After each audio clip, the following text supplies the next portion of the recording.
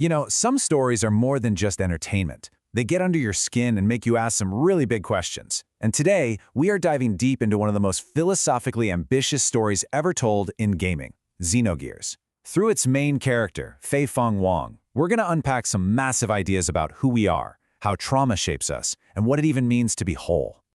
Right from the jump, the game hits you with this line. It immediately pulls the rug out from under you and sets up the central mystery. We're not dealing with a typical hero with a secret past here. No, this is a man whose very identity is shattered. And that's not just a cool plot device, it's a profound statement about the nature of the self.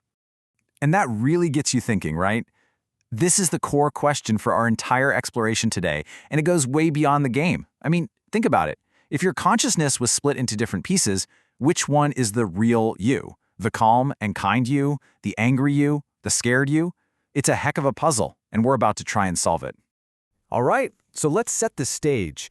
When we first meet our protagonist, Fei, he seems like a totally normal guy, living a peaceful life in his village.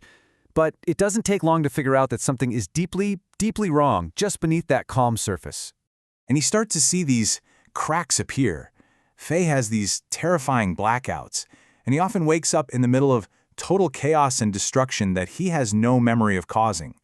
He's haunted by the feeling that huge chunks of his own life, his own history, are completely locked away from him.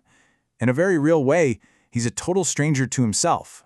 Now here's what's so cool about this story. It grounds this fantastical struggle in a very real psychological concept, dissociation. And this isn't just some made-up video game trope. It's a genuine coping mechanism. When trauma is just too much for one mind to handle, the psyche can literally fracture itself, walling off the pain into separate identities. So Fei isn't just broken. His mind broke itself on purpose to survive. Okay, so if dissociation is the what, the next obvious question is the why. And maybe more importantly, the who. Who are these other parts of Fei? What do they actually represent? Well, this is where the story starts to feel like a deep dive into psychoanalysis. And at the absolute center of it all is a persona known as id. This is the source of all that violence and destruction. Id is pure, unfiltered rage, agony, and power. But here's the crucial thing the story makes crystal clear. Id isn't some demon that possessed Fei. Id is Fei. He's the container that holds all the pain and fury the normal Fei just couldn't bear to face. And this lines up perfectly with a concept from the psychologist Carl Jung, the shadow self. We all have a shadow. Think of it like a mental closet where we shove all the impulses, fears, and parts of ourselves we don't like. But Jung said that ignoring the shadow doesn't make it go away. It just festers and gets more powerful in the dark. It is Fei's shadow brought to life. This line from the game just hits so hard because it captures the pure terror of Fei's situation. I mean, can you imagine realizing that a part of you, a real, genuine part of you, can just take the wheel and act without your permission? It's the ultimate loss of control, that horrifying discovery that maybe, just maybe, you're not the one in charge. So we've got this intense, internal psychological drama going on. But just when you think you have a handle on it, the story just zooms all the way out. Fei's personal crisis, his fractured mind, turns out to be just one tiny gear in a massive, ancient cosmic machine. And this is where everything pivots. The story stops being just about Fei's psychology and starts asking about, well, metaphysics. It starts to challenge not just Fei's free will, but ours. Seriously, if your entire life was just a script written before you were even born, what would any of your choices even mean? So here's the massive twist. Fei learns he's not just some random guy with trauma. Oh no, he's a component, a part in a cycle of reincarnation that has been engineered for thousands of years by a godlike entity called Deus. His suffering? It wasn't an accident. It was by design. His whole life has a purpose that he never, ever chose. And bam! Just like that, we are deep in the philosophical territory of determinism. This is the idea that free will is basically an illusion, that every choice you think you're making is just the inevitable outcome of a chain of events that started long before you existed. But for Fei, this isn't some late-night dorm room debate. It's the literal, undeniable truth of his world. So you're fractured on the inside, and the universe is a rigged game on the outside. What in the world do you do? Where do you even begin?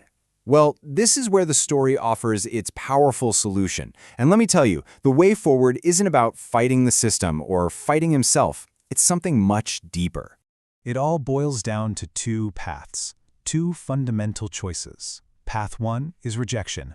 Keep fighting id, keep denying the trauma, keep pretending those dark parts aren't you, and stay fractured forever. But path 2?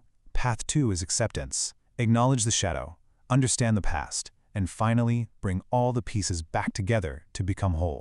And this, right here, is the absolute key to his entire journey. Faye's greatest victory isn't defeating id in some epic battle. It's turning to this raw embodiment of his own pain and rage and saying, I see you, you are part of me. He stops the internal war because he finally understands you can't heal by trying to cut off pieces of yourself. And what do you know, we're back to Carl Jung, who had a word for this exact process, individuation. The goal here isn't to become perfect, it's to become complete. By accepting id, by accepting all his fragmented selves, Faye is doing exactly this. He isn't becoming a new person. He's becoming the person he was always meant to be, finally whole and fully realized. This quote just nails the entire psychological arc of the story. It's such a simple sentence, but it carries so much weight. It tells us that true strength isn't about pretending your darkness doesn't exist. It's about having the incredible courage to face it and bring it into the light. Okay, so Faye has put himself back together. Awesome. But there's still one massive universe-sized problem left, right? What about that deterministic world? What about the God machine, Dios? How can you possibly be whole and free in a world that was literally designed to use you as a tool? And the game's answer to this is just brilliant. It doesn't backpedal and say, oh, determinism isn't real after all. No, it leans in. It presents this more nuanced idea of existential freedom. The system might be fixed, the circumstances might be completely out of your control, but you always have the freedom to choose your response. You get to choose your actions, your attitude, and what you decide gives your life meaning. This is his final stand. As he confronts the very system that created him, he makes this powerful declaration.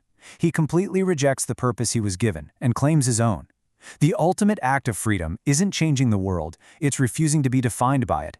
It's saying that the purpose of a human life is to live it on your own terms. And that brings this whole massive question right back to us. Look, we all have our own fractured pieces, right? Parts of ourselves we don't like, a past we might want to forget, circumstances we never chose. The story of Fong Wong leaves us with this challenge. Do you spend your life trying to erase those pieces, or do you find the courage to bring them all together?